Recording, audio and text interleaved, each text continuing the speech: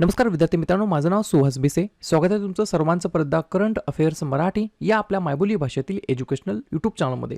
विद्यार्थी मित्रांनो, आज आहे 23 एप्रिल 2026. आजच्या दिवसाचे जेवढेही चालू घडामोडीचे महत्त्वाचे टॉप प्रश्न बनत असतील ते सर्व प्रश्न आपण या व्हिडिओच्या माध्यमातून पाहणार आहोत. तरी सर्वप्रथम आपण जर नवीन असाल, पहिल्यांदा या चॅनलवरील व्हिडिओ पाहत असाल तर चॅनलला या ठिकाणी अवश्य सबस्क्राईब सुद्धा करून घेऊ शकता. ठीक आहे, चला तर मग आपण आजच्या व्हिडिओला सुरुवात करूया. त्या अगोदर कालच्या व्हिडिओमध्ये जो काही शेवटचा प्रश्न विचारला होता त्या प्रश्नाचं उत्तर जाणून घेऊया. काय होता प्रश्न? जागतिक यकृत दिवस दरवर्षी केव्हा साजरा केला जात असतो? म्हणजेच काय, वर्ल्ड लिव्हर डे केव्हा साजरा करण्यात येत असतो? तर बऱ्याच विद्यार्थी मित्रांनी अगदी योग्य उत्तर टाईप सांगितलं आहे. पर्याय क्रमांक बी, 19 एप्रिलला दरवर्षी आपण या ठिकाणी जागतिक यकृत दिवस म्हणून आपण साजरा करतो. उद्देश काय? यकृताच्या समस्या, हिपॅटायटिस, सिरोसिस आणि यकृताच्या कर्करोगाबद्दल लोकांना शिक्षित करणे आणि लवकर निदानाला प्रोत्साहन देणे या उद्देशाने आपण दरवर्षी 19 एप्रिलला जागतिक यकृत दिवस म्हणून साजरा करतो. 2026 ची थीम लिहून घ्या, सॉलिड हॅबिट्स स्ट्रॉंग लिव्हर. अशा प्रकारची थीम आहे for the year of 2026 for world liver day बद्दल. क्लिअर? आता बघूया विद्यार्थी मित्रांनो, प्रश्न क्रमांक पहिला. टोटल संपूर्ण व्हिडिओमध्ये 12 प्रश्न असतील. सुरुवातीपासून शेवटपर्यंत व्हिडिओ प्रामाणिकपणे पाहण्याचा प्रयत्न करा. एक एक प्रश्न महत्त्वाचा आहे, तुम्ही कोणत्याही परीक्षेची तयारी करा. प्रश्न क्रमांक पहिला काय आहे? एआयच्या शक्तीवरती चालणारा चॅटबॉट अभय नावाचा कोणत्या संस्थेने लॉन्च केलेला आहे? प्रश्न क्रमांक पहिल्याचं योग्य उत्तर आहे पर्याय क्रमांक डी, केंद्रीय अन्वेषण ब्युरो, ज्याला आपण काय बोलता येईल, CBI. बरोबर. तर यांच्याद्वारे या ठिकाणी AI वरती आधारित असलेला किंवा चालणारा चॅटबॉट अभय या ठिकाणी या संस्थेने लॉन्च केलेला आहे. उद्देश काय? डिजिटल अटक, ज्याला आपण बोलतो येईल या ठिकाणी डिजिटल अरेस्ट नावाचे सायबर घोटाळे आणि बनावट नोटिसा रोखण्यासाठी हा चॅटबॉट विकसित करण्यात आलेला आहे. हे कार्य काय करणार आहे? तर हे नागरिकांना CBI द्वारे जारी केलेल्या नोटिसांची सत्यता पडताळण्यासाठी या ठिकाणी मदत करते, जेणेकरून फसवणूक या ठिकाणी टाळता येईल. बरोबर. तर अशा प्रकारचं हे AI वरती चालणारा चॅटबॉट आहे. अभय असं याचं नाव आहे. लॉन्च केलेलं आहे CBI ने. क्लिअर? पुढचा प्रश्न, प्रश्न क्रमांक दुसरा.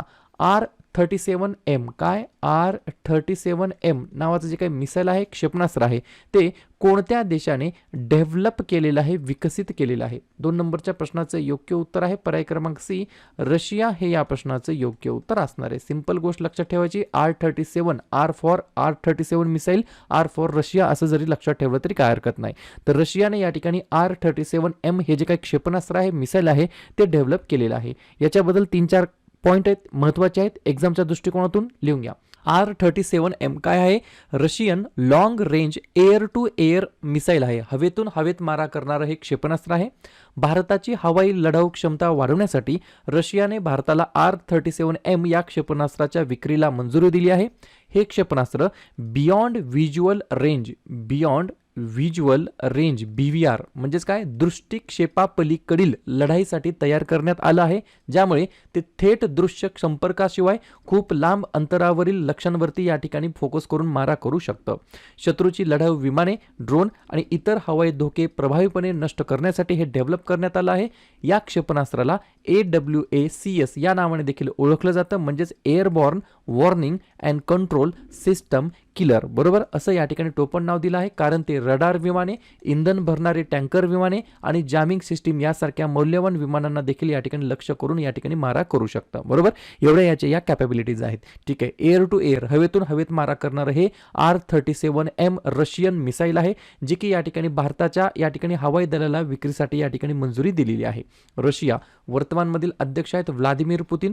2036 पर्यंत हेच या ठिकाणी ॲक्टिंग प्रेसिडेंट म्हणून कामकाज पाहणार आहेत. राजधानी आहे मॉस्को आणि चलन वापरलं जातं रशियन रुबल. पुढचा प्रश्न, प्रश्न क्रमांक तिसरा. भारताचा 95व्या क्रमांकाचा बुद्धिबळ ग्रँडमास्टर कोणता खेळाडू ठरलेला आहे? 3 नंबरच्या प्रश्नाचं योग्य उत्तर आहे पर्याय क्रमांक बी, अरोन्नक घोष असं या खेळाडूचं नाव आहे. वेस्ट बेंगॉल, पश्चिम बंगाल या राज्याला हा खेळाडू बिलॉंग करतो. कोलकात्याचा आहे. अरोन्यक घोष असं त्यांचं नाव आहे. 95 क्रमांकाचा या ठिकाणी बुद्धिबळ ग्रँडमास्टर ठरलेला आहे. याच्या अगोदर 94 क्रमांकाचा ठरला आहे मयंक चक्रवर्ती आणि त्यांच्या अगोदर 93 क्रमांकाचं ठरले आहेत आरव डेंगला असं त्यांचं नाव आहे. या गोष्टी लक्षात ठेवायच्या आहेत. सोबत कालच्या व्हिडिओमध्ये एक प्रश्न होता, तो चुकीचा सांगण्यात आला होता, तो करेक्शन करून घ्या. 2030 पर्यंत 1 अब्ज लोकांची जलसुरक्षा सुधारण्याचे देण्याच्या आणि सुरक्षित पाणी उपलब्ध करून देण्याच्या उद्देशाने जागतिक बँकेने, वर्ल्ड बँकेने वॉटर फॉरवर्ड हा जागतिक उपक्रम सुरू केला होता. माझ्याकडून चुकून तुम्हाला WHO असं सांगण्यात आलं होतं, करेक्शन करून घ्या. वर्ल्ड बँकेने हा वॉटर फॉरवर्ड नावाचा जागतिक म्हणजेच या ठिकाणी ग्लोबल इनिशिएटिव्ह या ठिकाणी सुरू केलेला आहे. कशासाठी? तर 2030 पर्यंत 1 अब्ज लोकांची जलसुरक्षा सुधारण्याच्या आणि सुरक्षित पाणी उपलब्ध करून देण्याच्या उद्देशाने. ठीक आहे. प्रश्न आहे ग्रँड मास्टर बद्दल, एखाद्या क्रीडा स्पर्धेबद्दल. तर बाकीच्या लेटेस्ट जे काही क्रीडा स्पर्धा झालेल्या आहेत त्याचं विजेतेपद कोणी जिंकलं त्याच्यावरती एकदा रिव्हिजन टाकूया. लिहून घ्या. बजाज पुणे ग्रँड टूर 2026 स्पर्धा झाली, त्याचं विजेतेपद ल्यूक मडगवे यांनी जिंकलं. 2025-26 हॉकी इंडिया लीग पुरुषांनी या ठिकाणी पुरुषांच्या कलिंग लार्सन्स या टीमने या ठिकाणी हे जी काही लीग आहे ती जिंकली आहे. PWL प्रो रेसलिंग लीग 2026चं विजेतेपद हरियाणा थंडर्स यांनी जिंकलं. ICC अंडर 19 पुरुष क्रिकेट विश्वचषक भारताने जिंकलं. 2025-26 रणजी करंडक स्पर्धा जम्मू आणि काश्मीरने जिंकलं. चायनीज ग्रँड प्रिक्स 2026 किमी अँटोनेली यांनी जिंकलं. ICC पुरुष T20 विश्वचषक 2026 भारताने जिंकलं. सॅफ अंडर 20 चॅम्पियनशिप 2026 बांगलादेशने जिंकलं. आणि भारताचा 95 क्रमांकाचा बुद्धिबळ ग्रँडमास्टर ठरला आहे अरण्यक घोष असं त्यांचं नाव आहे. पुढचा प्रश्न क्रमांक 4. दरवर्षी जागतिक पुस्तक दिवस केव्हा साजरी करण्यात येत असतो? 4थ्या नंबरच्या प्रश्नाचं योग्य उत्तर आहे पर्याय क्रमांक ए, 23 एप्रिलला म्हणजेच आजच्या दिवशी दरवर्षी विद्यार्थी मित्रांनो जागतिक पुस्तक दिवस म्हणून आपण साजरा करतो. उद्देश काय? वाचन संस्कृती वाढवणे, पुस्तकांचे महत्त्व अधोरेखित करणे आणि कॉपीराईटद्वारे लेखकांच्या हक्कांचे रक्षण करणे या सर्व उद्देशाने आपण दरवर्षी 23 एप्रिलला जागतिक पुस्तक दिवस म्हणून आपण साजरा करतो. ठीक आहे. प्रश्न आहे महत्त्वाच्या दिवसाबद्दल. तर लगेच काय करूया, एप्रिल महिन्यातील जेवढेही महत्त्वाचे दिवस असतील त्याच्यावरती आपण एकदा रिव्हिजन टाकूया. लिहून घ्या. 1 एप्रिल ते 7 एप्रिल अंधत्व प्रतिबंध सप्ताह. 2 एप्रिल आंतरराष्ट्रीय बालपुस्तक दिवस. 4 एप्रिल खान जागृतीसाठी आंतरराष्ट्रीय दिवस. 5 एप्रिल राष्ट्रीय सागरी दिवस. 7 एप्रिल जागतिक आरोग्य दिवस. 9 एप्रिल जलसंधारण दिवस. 11 एप्रिल महात्मा ज्योतिबा फुले यांची जयंती आणि जागतिक पार्किन्सन्स दिवस. 13 एप्रिल जालियनवाला बाग स्मृती दिवस. 14 एप्रिल डॉक्टर बाबासाहेब आंबेडकर यांची जयंती. 15 एप्रिल जागतिक कला दिवस आणि जागतिक सांस्कृतिक दिवस. 16 एप्रिल जागतिक ध्वनी दिवस. 18 एप्रिल आंतरराष्ट्रीय स्मारके व जागा दिवस आणि जागतिक वारसा दिवस. 21 एप्रिल भारतीय नागरी सेवा दिवस. 22 एप्रिल जागतिक पृथ्वी दिवस. 23 एप्रिल जागतिक पुस्तक दिवस आणि इंग्रजी भाषा दिवस. 24 एप्रिल भारतीय पंचायती राज दिवस. 25 एप्रिल जागतिक मलेरिया दिवस. 26 एप्रिल जागतिक बौद्धिक मालमत्ता दिवस आणि 29 एप्रिल आंतरराष्ट्रीय नृत्य दिवस. क्लिअर? पुढचा प्रश्न क्रमांक 5. बाजार हस्तक्षेप योजना ज्याला म्हणता येईल MIS मार्केट इंटरव्हेन्शन स्कीम ही कोणत्या उपक्रमाचा एक घटक आहे? 5व्या नंबरच्या प्रश्नाचं योग्य उत्तर आहे पर्याय क्रमांक सी, PM आशा या इनिशिएटिव्हचा हा एक भाग आहे. आणि PM आशाचा फुल फॉर्म काय? प्रधानमंत्री अन्नदाता आय संरक्षक अभियान. बरोबर, प्रधानमंत्री अन्नदाता आय संरक्षक अभियान. बरोबर. भरघोस उत्पादनाच्या काळामध्ये जेव्हा बाजारभाव उत्पादन खर्चापेक्षा कमी होतात तेव्हा शेतकऱ्यांना नाईलाजाने होणाऱ्या विक्रीपासून वाचवणे हा याच्या मागचा उद्देश आहे. याची अंमलबजावणी कृषी आणि शेतकरी कल्याण विभागामार्फत केली जाते. ही देखील गोष्ट तुम्हाला लक्षात ठेवायची आहे. पुढचा प्रश्न क्रमांक 6. फेमिना मिस इंडिया वर्ल्ड 2026चा मुकुट या ठिकाणी कोणाला मिळालेला आहे? 6व्या नंबरच्या प्रश्नाचं योग्य उत्तर आहे पर्याय क्रमांक सी, साध्वी सतीश असं त्यांचं नाव आहे. 2026चं या ठिकाणी जी काही 61वी फेमिना मिस इंडियाचं या ठिकाणी सौंदर्य स्पर्धा झाली त्याचा जो काही मुकुट आहे तो या ठिकाणी साध्वी सतीश यांनी या ठिकाणी जिंकलेला आहे. याच्या अगोदर 2024चं जे काही विजेता आहे ते ठरले आहेत निकिता पोरवाल. त्याच्या अगोदर 2023चं विजेतेपद जिंकलं आहे नंदिनी गुप्ता आणि त्याच्या अगोदर 2022चं विजेतेपद जिंकलं आहे सिनी शेट्टी यांनी. या गोष्टी लक्षात ठेवायच्या आहेत. या वर्षीची 61वी या ठिकाणी फेमिना मिस इंडिया स्पर्धा होती. ओडिसा या ठिकाणी आयोजित करण्यात आली होती. ओडिसामध्ये प्रथमच या ठिकाणी आयोजित करण्यात आली होती. हे जे काही विजेतापद जिंकलेलं आहे साध्वी सतीश या गोव्याच्या आहेत आणि गोव्यातून पहिल्यांदाच फेमिना मिस इंडिया वर्ल्डचं विजेतेपद जिंकण्यात त्या ठरलेले आहेत. आणि या ठिकाणी तुम्हाला लक्षात हे ठेवायचं आहे मुकुट जिंकला आहे 2026च्या फेमिना मिस इंडिया वर्ल्डचा साध्वी सतीशने.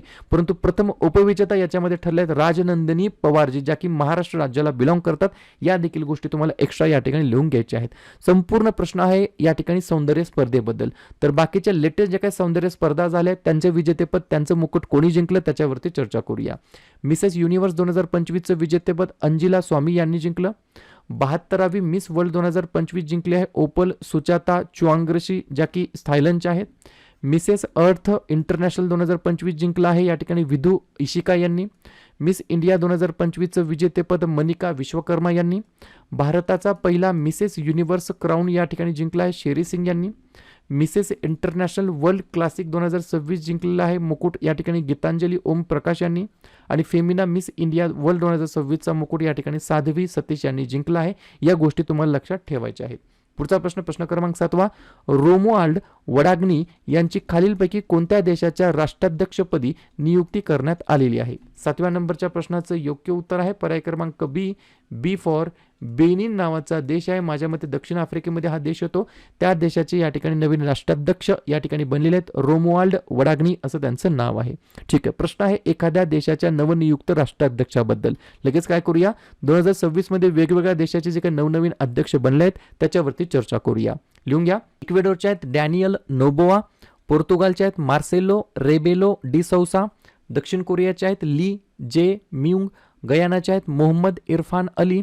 सेशलचे आहेत पॅट्रिक हर्मिनी. बोलिव्हियाचे आहेत रॉड्रिगो पाज. आयर्लंडचे आहेत कॅथरीन कॉनोली. टांझानियाचे आहेत विंगलू चेंबा. व्हेनेझुएलाचे आहेत डेल्सी रॉड्रिग्ज. इराकचे आहेत निजार अहमदी. आणि बेनिनचे आहेत रोमुआल्ड वडाग्नी. पुढचा प्रश्न क्रमांक 8. कर्नल शेर जंग राष्ट्रीय उद्यान कोणत्या राज्यामध्ये वसलेलं आहे? तर पर्याय क्रमांक ए हिमाचल प्रदेश हे या प्रश्नाचं योग्य उत्तर असणार आहे. तुम्ही म्हणताल की सर कर्नल शेर जंग राष्ट्रीय उद्यान पहिल्यांदाच ऐकलेलं आहे. अहो लक्षात घ्या, कर्नल शेर जंग राष्ट्रीय उद्यान जे सिंबलबारा राष्ट्रीय उद्यान आहे या नावाने ओळखलं जातं, म्हणून या ठिकाणी हा प्रश्न या ठिकाणी विचारला जाऊ शकतो एक्झाममध्ये. पर्याय क्रमांक ए हिमाचल प्रदेश या राज्याच्या अंतर्गत हे स्थित आहे. हिमाचल प्रदेश. स्थापना 25 जानेवारी 1971. मुख्यमंत्री सुखविंदर सिंग सुखू. राज्यपाल कविंदर गुप्ता. राजधानी शिमला. 3 महत्त्वाचे राष्ट्रीय उद्यान ग्रेट हिमालयीन, पिन व्हॅली, सिंबलबारा आणि 3 महत्त्वाचे धरण पांडोह, चेमेरा आणि नातपा झाकरी. पुढचा प्रश्न क्रमांक 9.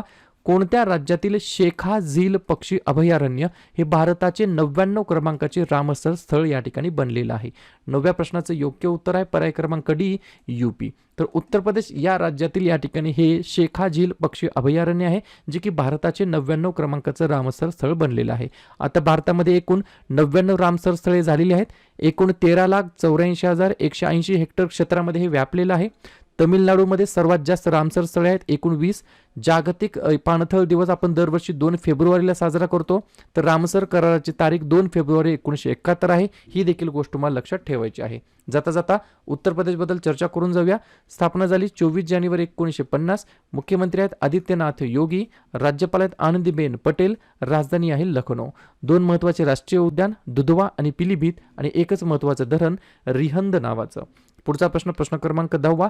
भारताचे पहिले India's first 3D semiconductor packaging unit कोठे उभारले जात आहे? 10व्या नंबरच्या प्रश्नाचं योग्य उत्तर आहे पर्याय क्रमांक सी ओडिसा हे या प्रश्नाचं योग्य उत्तर असणार आहे. पर्टिक्युलरली भुवनेश्वर येथील इन्फो व्हॅलीमध्ये या ठिकाणी या युनिटचे भूमिपूजन करण्यात आलं आहे. हे का महत्त्वाचं आहे तर हे युनिट AI डेटा सेंटर्स आणि संरक्षण म्हणजे डिफेन्स इलेक्ट्रॉनिक्ससाठी प्रगत चिप पॅकेजिंग तंत्रज्ञानावरती काम करणार आहे. क्लिअर. ओडिसा सांगायचं म्हटलं तर स्थापना झाली 1 एप्रिल 1936. मुख्यमंत्री आहेत मोहन चरण माझी. राज्यपाल आहेत हरिबाबू कंबपती. राजधानी आहे भुवनेश्वर. 3 महत्त्वाचे राष्ट्रीय उद्यान भितरकनिका, सिमिलीपाल आणि नंदनकनन आणि 4 महत्त्वाचे धरण हिराकूड, मंदिरा, काला आणि इंद्रावती. पुढचा प्रश्न क्रमांक 11.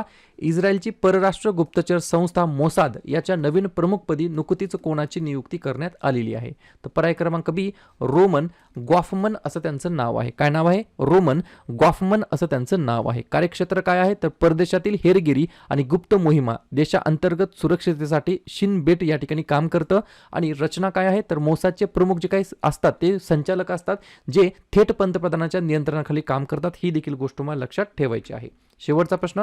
खालीलपैकी कोणत्या देशाने सुसान कोयल यांची पहिल्या महिला लष्कर प्रमुख पदी नियुक्ती केलेली आहे? 12व्या नंबरच्या प्रश्नाचं योग्य उत्तर आहे पर्याय क्रमांक ए फॉर ऑस्ट्रेलिया हे या प्रश्नाचं योग्य उत्तर असणार आहे. तर ऑस्ट्रेलिया देशाने सुसान कोयल यांना या ठिकाणी त्या देशाच्या पहिल्या महिला लष्कर प्रमुख, फर्स्ट वुमन आर्मी चीफ म्हणून या ठिकाणी त्यांची नियुक्ती केलेली आहे. ऑस्ट्रेलिया हे या प्रश्नाचं योग्य उत्तर असणार आहे. क्लिअर? तर अशा प्रकारे विद्यार्थी मित्रांनो हे होतात 12 प्रश्न. उपक्रम कंटेंट हा जो काही प्रयत्न आपण सुरू केला आहे मराठी भाषेमध्ये कसा वाटतो अवश्य कमेंट करत चला.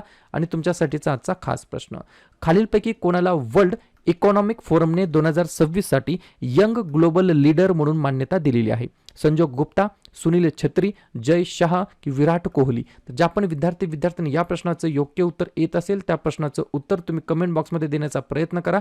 प्रश्नाचं उत्तर चुकू द्या, बरोबर येऊ द्या, काहीच हरकत नाही.